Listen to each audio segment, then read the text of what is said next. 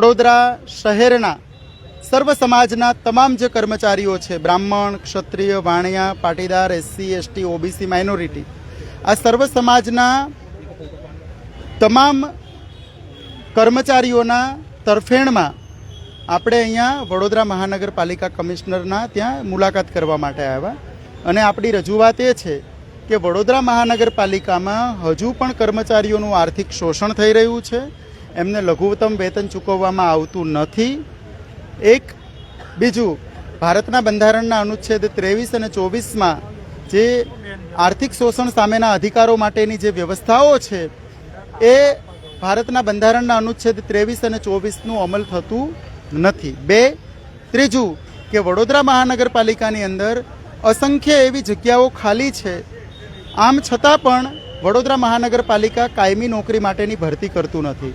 તો આ ત્રણ બાબતોએ વડોદરા મહાનગરપાલિકાના જે કંઈ પણ રિસ્પોન્સિબલ ઓફિસર છે એમના સાથે અહીંના સર્વ સમાજના કર્મચારીઓ વતી સામાજિક એકતા જાગૃતિ મિશનના માધ્યમથી અમે રજૂઆત કરી અને વડોદરા મહાનગરપાલિકાના જે રિસ્પોન્સિબલ ઓફિસર છે એમને કીધું કે આ ત્રણ બાબતોને ગંભીરતાથી લઈ અને કર્મચારીઓના હિતમાં તાત્કાલિક નિર્ણય લેવામાં આવે. લઘુત્તમ વેતન માટેનો ભારત સરકારનો કાયદો છે એ બાબતે એમને સમજણ આપી, રાજ્ય સરકારના વખતના પરિપત્રો બાબતેની સમજણ આપી, ભારતના બંધારણના અનુચ્છેદ 23 થી 24માં જે વ્યવસ્થાઓ છે એ બાબતેની એમને સમજણ આપી. પણ આ બધી બાબતોથી રિસ્પોન્સિબલ ઓફિસર જે છે વડોદરા મહાનગરપાલિકાઓના એ અજાણ હોય, એમને ખબર ન હોય એવું લાગ્યું. એટલે આજે પણ 1948માં લઘુત્તમ વેતન માટેનો કાયદો બન્યો છે, આજે 2024 ચાલી રહ્યું છે, આમ છતાં વડોદરા શહેરના સર્વ સમાજના જે કર્મચારીઓ મહાનગરપાલિકામાં નોકરી કરી રહ્યા છે આ લોકોની સાથે આજે પણ ભેદભાવ થઈ રહ્યો છે, એમનું આર્થિક શોષણ થઈ રહ્યું છે અને એમને લઘુત્તમ વેતન માટેનું જે કંઈ પણ જે જોગવાઈઓ મુજબ એમને જે મળવું જોઈએ આર્થિક વેતન એ પ્રમાણેનું એમને લઘુત્તમ વેતન મળી રહ્યું નથી. એટલે આ બધી બાબતો આપણે એમને રજૂઆત કરી. એ જ વખતે ત્યાં એક બીજા કોઈ કર્મચારી હતા, જે આખા ઘણા બધા લોકો જે કર્મચારીઓ હતા કે જેમનો પગાર છે લઘુત્તમ વેતનથી અડધો છે. એટલે આપણે પૂછ્યું કે આમનો પગાર કેટલો છે, તો પેલા જે છે રિસ્પોન્સિબલ ઓફિસર જે વડોદરા મહાનગરપાલિકાના છે ડેપ્યુટી કમિશનરે એણે પેલા બેનને ચૂપ કરાવડાવી દીધા.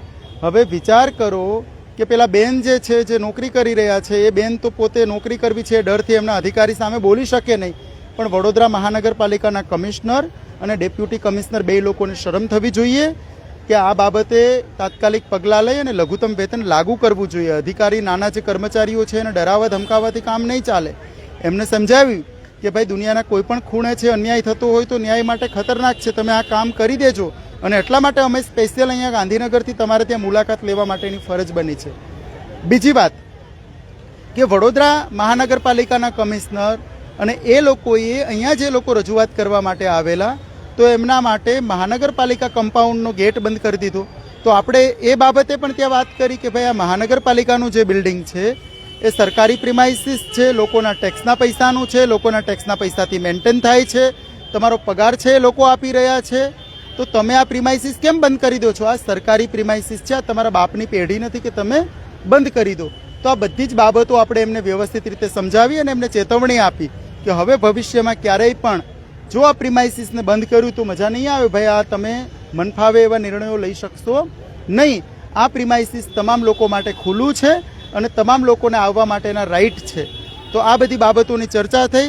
બીજું મારે ખાસ કરીને વડોદરાના લોકોને કહેવું છે કે તમે આટલા મજબૂત કેમ નથી, કેમ ડરી રહ્યા છો તમે પ્રશાસનથી કે સરકારથી કે આ જે ચૂંટાયેલા પદાધિકારીઓ છે એમનાથી કે જે ખુરશીઓમાં લાલ લાઇટની ગાડીઓમાં ફરે છે અધિકારીઓથી?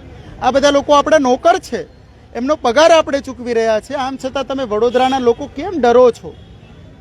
વડોદરાના લોકોએ હમણાં જ જે પૂરની પરિસ્થિતિ જે સર્જાણી, કરોડો રૂપિયાનો ભ્રષ્ટાચાર થયો છે, જે વરસાદ પહેલાં જે વ્યવસ્થાઓ કરવાની જે જવાબદારી મહાનગરપાલિકાની હોય એ વ્યવસ્થાઓ કરવાના બદલે જે પદાધિકારીઓ અને અધિકારીઓએ પોતાના ખિસ્સા ભરી દીધા અને એના કારણે વડોદરા મહાનગરપાલિકાની અંદર આ વિસ્તારની અંદર ખૂબ જ મોટું પૂર આવ્યું, લોકોના ઘરમાં પાણી ઘૂસી ગયા, કેટલા લોકો તણાઈ ગયા, ઘણા લોકોના મોત થયા.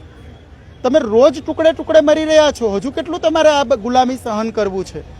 તમે અવાજ ઉઠાવો, આ અન્યાય સામે લડો.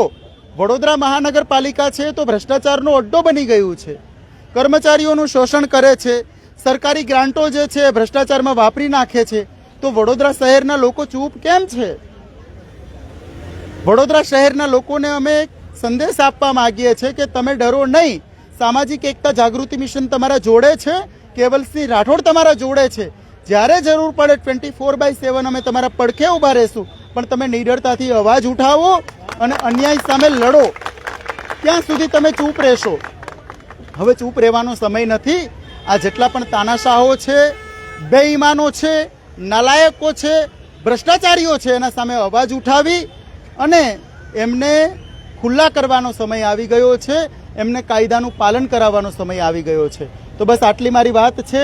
વડોદરાના લોકોને ફરીથી એકવાર અપીલ કરું છું કે તમે ડરવાનું બંધ કરો.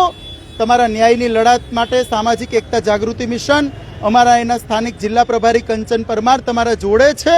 કોઈ પણ પ્રકારની જરૂર પડે સામાજિક એકતા જાગૃતિ મિશનના પદાધિકારીઓનો ગમે ત્યારે તમે ફોન કરજો, ગમે ત્યારે સંપર્ક કરજો. અમે હંમેશા તમારા જોડે રહેશું. અને સામાજિક એકતા જાગૃતિ મિશન તો સર્વ સમાજના તમામ લોકોના પડખે કોઈ પણ મુસીબતો કે તકલીફોમાં સાથે છે. એટલે વડોદરાના લોકો તમે ડરો નહીં, લડો. તમે જ્યારે લડશો તો આ ભ્રષ્ટાચારી લોકો છે, જે બેઈમાન લોકો છે, જે નાલાયક લોકો છે, એ લોકો તમારાથી ડરવાનું ચાલુ કરશે. તો બસ આટલી મારી વાત છે. વડોદરાના લોકોને મારો આ સંદેશ છે. ખૂબ ખૂબ આભાર, ધન્યવાદ, જય ભારત. સાહેબ, કેટલા સમયમાં ભરતી થશે? જો નવી ભરતી છે, વડોદરા શહેરમાં ઘટ પડે છે કર્મચારીઓને, સફાઈ કર્મચારીઓને, કેટલા સમયમાં ભરતી થશે? ખરેખર આ પ્રશ્ન તો છે વડોદરા મહાનગરપાલિકાના કમિશનર દિલીપ રાણાને પૂછવો જોઈએ કે હે દિલીપભાઈ, તમને પગાર અમે ચૂકવીએ છીએ, તમે જે ઇન્સલ્ટ મારીને ફરો છો એના પૈસા છે અમે ટેક્સના પૈસામાંથી ચૂકવીએ છીએ. લાલ બત્તીમાં ફરો છો, સરસ મજાના બંગલોમાં રહો છો, તો અમારા ટેક્સના પૈસાથી જે તમે નોકરો કરો છો, તો આ તમે નોકરો કરો છો તો અમને જવાબ આપો કે આ ખાલી પડેલી જગ્યાઓ જે છે ક્યારે ભરશો? આ સવાલ ખરેખર મહાનગરપાલિકાના કમિશનરને, મેયરને, ડેપ્યુટી મેયર, આ બધા લોકોને પૂછવાની જરૂર છે.